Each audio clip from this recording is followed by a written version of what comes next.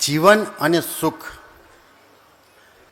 તમને બધાને એક સવાલ પૂછવાનું મન થાય છે, તમારી જાતને જ પૂછજો કે આપણે આખો દિવસ જે કંઈ કરીએ છીએ, આખો દિવસ જે કંઈ કર્મ કરીએ છીએ, એનો અંતિમ હેતુ શું હોય છે?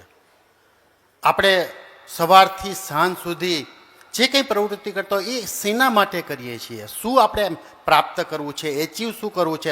આપણો ધ્યેય, આપણો ઉદ્દેશ, આપણો ગોલ અલ્ટિમેટલી શું હોય છે? એક જ શબ્દમાં કહેવું હોય તો એ કેવી રીતે કહી શકાય?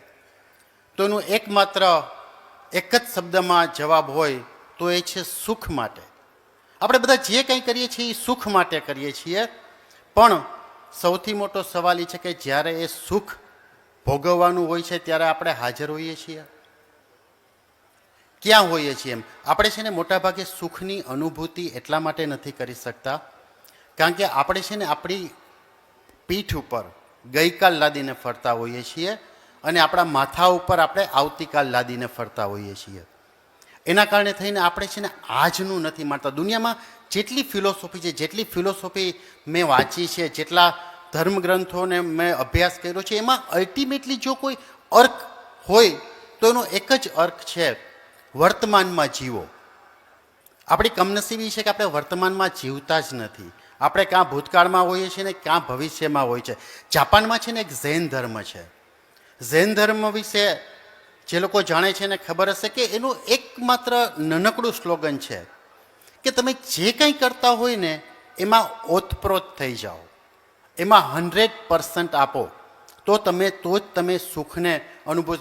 જૈન જે સાધુઓ હોય છે, ઝૈન સાધુ, એ લોકોને તમને એક આશ્ચર્ય થાય એવી વસ્તુ મારે તમને કહેવી છે કે એ જૈન સાધુ જ્યારે સૂતા હોય ને એ સૂઈ જાય પછી જ્યારે એ ઉઠે ત્યારે એને એ અવસ્થામાં હોય છે. જે સ્થિતિમાં સૂવે એ જ સ્થિતિમાં ઉઠે છે. આપણામાંથી કેટલા લોકો આવું કરી શકે છે? આપણે તો પડખા ફરી ફરીને થાકી જાય ત્યારે ઊંઘ આવે છે અને સવારે આપણે જ્યારે ઉઠીએ ત્યારે બી રાતનો થાક આપણા શરીરમાં હોય છે. કહેવાનો મતલબ મારો એટલો જ છે કે વર્તમાનમાં જીવો. તમારી જે પળ છે એને માણો. આજે આવતીકાલે આનો છેલ્લો પડાવ છે ત્યારે એક વસ્તુ મને કહેવાનું મન થાય છે કે તમે શું લઈને અહીંથી જવાના છો? અમારા મેનેજમેન્ટના જ્યારે લેસન હોય ને એમાં જ્યારે અમે લેક્ચર આપતા હોય ને ત્યારે એક વસ્તુ કહેતા કે વોટ ઇઝ યોર ટેક અવે?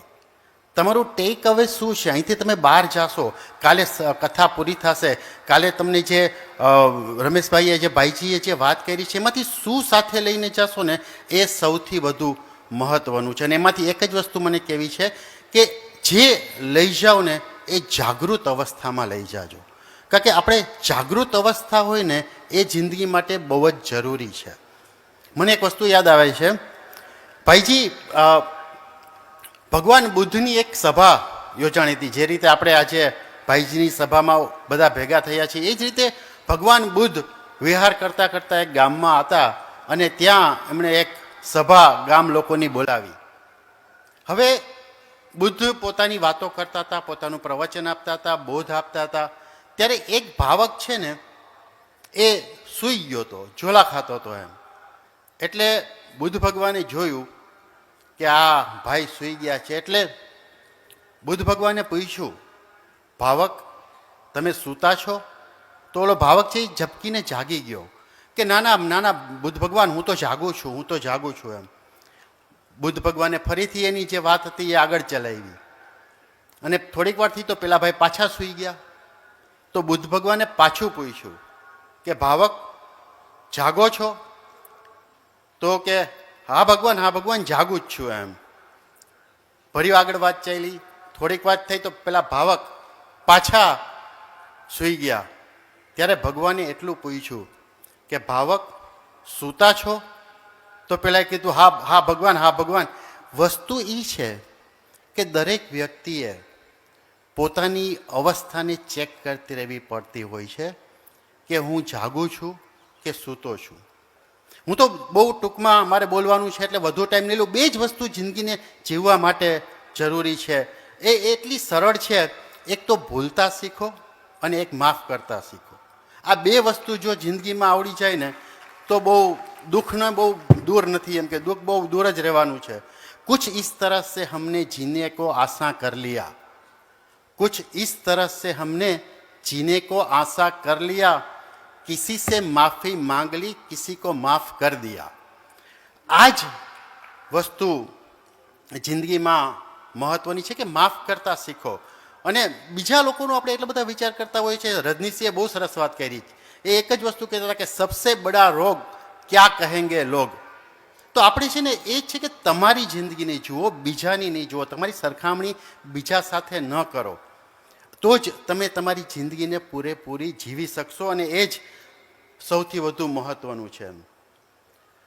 છેલ્લે એક બે વસ્તુ જે મને કહેવાની છે એ અત્યારે જે આપણે મોબાઈલ કલ્ચર જે ડેવલપ થયું છે એના વિશે ટૂંકમાં એક બે વાત કરવી છે.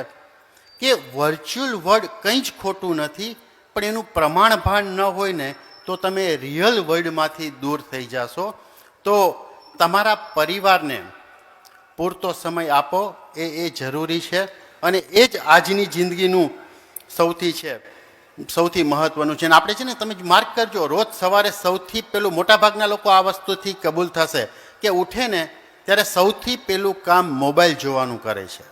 આ એક પ્રૂવ થયેલું રિસર્ચમાં વસ્તુ આવેલી છે કે માણસ ઉઠીને પહેલાં આંખ ખુલે પહેલાં તરત એનો મોબાઈલ શોધે છે અને એમાં તરત જોવા માંડે છે કે કોના વોટ્સએપ છે ને કોને શું છે.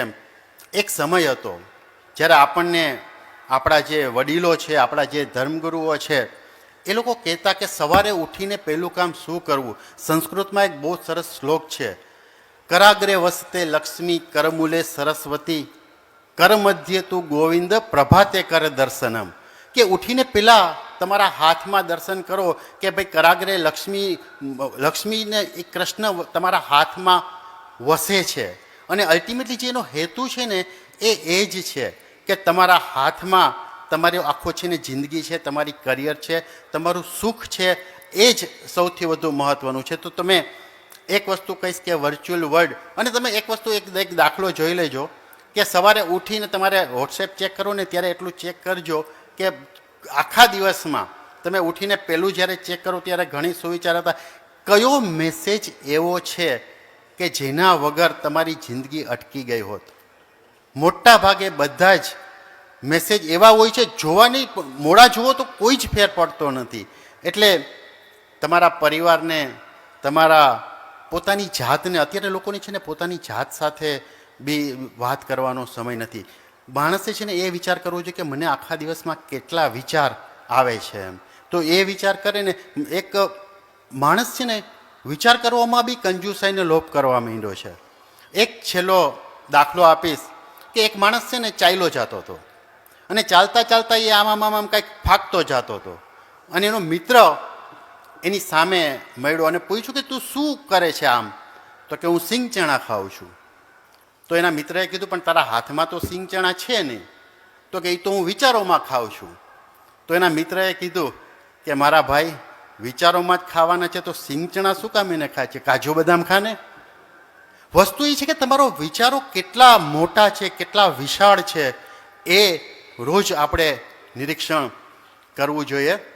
મારો સમય પૂરો થાય છે, પણ આપણા બધાનો સમય હવે શરૂ થાય છે કે આપણે અહીંથી કંઈક જે ભાઈશ્રીના મોઢે સાંભળવું હોય એ લઈને જઈએ અને એમાં આપણા જીવનમાં ઉતારીએ, તો જ આપણું જીવન છે એ જીવવા જેવું બનશે.